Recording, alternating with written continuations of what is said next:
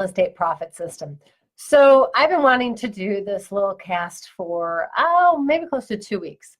And let me tell you a little story and how I came up with this. But the title of this one is, what does Apple and real estate investors have in common? And to be quite honest and frank, it's not necessarily a good thing. And this kind of came upon me almost 2 weeks ago when it was my son's birthday, and he's turning 13, and I don't believe in necessarily giving a kid an iPhone or an expensive phone. In fact, he didn't even have a phone. And suddenly he's in like 3 different sports and all this stuff, so it became more of a, kind of needs to have a phone. I need to be able to reach him, need to find out where I got to pick him up, all that kind of stuff. And let's face it, it's the perfect little tracking device too when used properly. And I still though am firmly against buying a kid a $400 or a $1,000 iPhone. And so what my husband and I did is, my husband's old iPhone 6 Plus, whatever, we converted into an iPod for my son William about a year ago when we upgraded Gary to, I think, like the 8 Plus or whatever the heck it was. So of course, you know, like any kid, he's out at a horseback riding event with my daughter and drops the phone right on the concrete seats, and it of course ends up fracturing the screen. So fast forward now, several months later, this happened in May, and I've decided for his birthday, I was going to get him, he's turning 13, I was going to repair the screen on this iPhone. And of course, I know it's not under warranty, something I'm going to spend $150, something like that. So what happens? I'm a joint venture member with Apple. I go in, have my appointment, sit down, and of course, what is the first thing they try to do? And this is where I think real estate investors and Apple have gotten it wrong. The old Apple was great. The Apple of Steve Jobs was wonderful. Now, on the other hand, it's changed. And what it is, and just bear with me for a moment here, is, and I was telling my friend Michelle Russell this morning. She's another great real estate investor. In fact, you guys should look her up and follow her podcast as well. She does vacation rentals, and she's fabulous. But anyhow, getting back to my story. So, of course, I'm sitting down with a person at Apple, and the first thing they try to do is sell you a new phone. They want to upgrade you. And I'm telling her, I'm like, look, my son is 13. I don't believe in buying a 13-year-old a $450,000 whatever iPhone. It's pointless. I don't want to do it. And, you know, so she's trying to convince me and whatever. So finally she said, well, you know, obviously your phone's not under warranty anymore, or, you know, Apple Care. Why don't I have one of our tech comes out and talk to you about it? And I'm like, great. So the gentleman comes out, and this is where I really felt sorry, is I got so tired of being sold to that he introduces himself, shakes his hand with my husband, turns to me, and the first thing I said out of my mouth is, I don't want to buy a new phone. I don't want to upgrade. You know, I just want to get this one fixed. I didn't even say my name. It was like I had it to here. And what happens? You know, you go from irritation to, you know, rage or to anger, and then suddenly it's like rage almost. Well, I was definitely at the anger level, heading towards, unfortunately, the rage level. And my husband looked at me, he's like, oh my God, who's this person? He's never seen me act like this before. And the guy from Apple turns to me and he's like, hi, my name is Joe. Thank you. And I'm like going, look, I'm sorry. I should have done that better. However, I am sick and tired of being sold to. I just want to repair the screen, and then I'm going to convert this iPod back into an iPhone for my 13-year-old. Well, the guy was really taken aback. He takes, of course, one look at it, and he says, oh, well, you know, we can attempt to repair the phone. It's going to cost you $350 because it's no longer under warranty, where it would have cost me $150.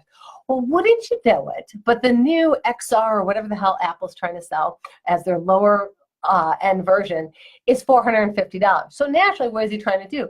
Convince me to upgrade, spend the additional $100 and buy the $450 phone rather than replace the one I have.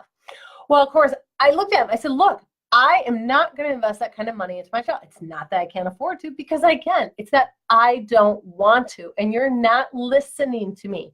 You're not hearing me. And so the guy's just like all ticked off with me. And I said, you know what? Fine. I'll go to Verizon, who's my cell carrier. I'll see what they can do. And then I also told him I had another lower end model that was an iPhone, I think it was like a 5 or whatever. And I thought, well, maybe we can get that one done. So I went home, grabbed my lower end version, and I also grabbed my old 6 Plus that I had that had a little tiny crack on it. Go to Verizon. Totally different experience at Verizon. I'm talking to the salesperson there. He's asking me the right questions, and I'm telling him, I said, look, I don't want to upgrade. He's like, well, you have 3 upgrades on your plan right now that you can upgrade with. It'll only be $20 more a month. And I looked at him, I said, look, if it's a free upgrade, it shouldn't cost me $20 a month. That's called a payment plan. And again, he's like, all right, let's cut through the crap. He's like, I get what you're saying. I said, look, I just want to either change this lower end version or my old iPhone Plus. And he looks at the original one that was broken and says, you can't really do anything about it. It's broken, whatever. You could try and spend the money and then it won't work. Or, let's look at the little tiny iPhone I had, the 4S. He's like, wouldn't you know it? Apple doesn't support that model anymore. Figures, perfectly good phone, 3-4 years old. Apple is no longer supporting that model. Doesn't matter to Apple that it's a perfectly good phone. They are in the business of selling products. They are not in the business of helping their customers, as seen by when I previously went to Apple. So I'm asking you, as a real estate investor, are you in the business of just selling your services, or are you in the business of helping your customer, that desperate homeowner, that person that finds themselves in sometimes the worst position of their life? Are you going to be like Apple and are just interested in getting your next product, turning and burning them, which ultimately might work for you initially, but as time goes on, it's not going to work for you. You're not going to get the reputation of someone who cares, and you're not going to end up closing on all those properties because people know when they're being sold to, and they are sick and tired of being sold to. People know when they're being sold a bill of goods. So are you instead using the negotiation skills that I've been teaching you all along and actively listening? Or are you so busy with that schizophrenic going off in your mind, trying to think of the next thing that you're going to say that's going to benefit you as an investor, as the buyer, rather than what is it that seller needs?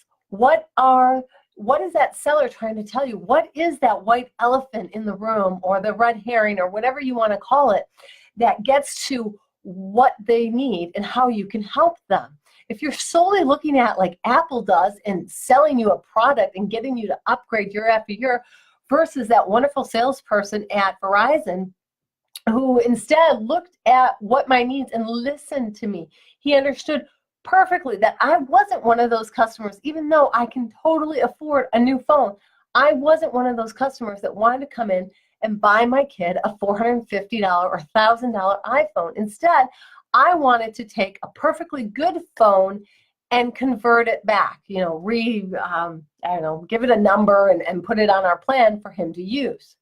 So the thing is that when he got to answering my questions and what my needs really were, we were able to create a situation that helped me and him. And as a result, I am now referring people to him because he's been absolutely amazing. And in fact, we were able to take my old 6 Plus, because Apple, of course, wouldn't allow us to do the old 4S. But we were able to take my old 6 Plus, convert that back to an iPhone from an iPod that I had. This wasn't the one that my husband had, because that one was pretty trashed. And instead, he told me, hey, look, you've got a crack here. If you want to spend about $100, $150, go across the street. There's this place called You Break It, We Fix It. Heard of that before, right? And they'll fix the phone for you. So you are basically giving him like a brand new phone with a brand new screen. So that's exactly what I did. Instead of spending $350 or $450 or $20+ a month on a free upgrade that isn't free, I was able to go across and get a new screen on this perfectly good phone. And my son is loving it because instead of getting, this low-end model, he has a 6 Plus now.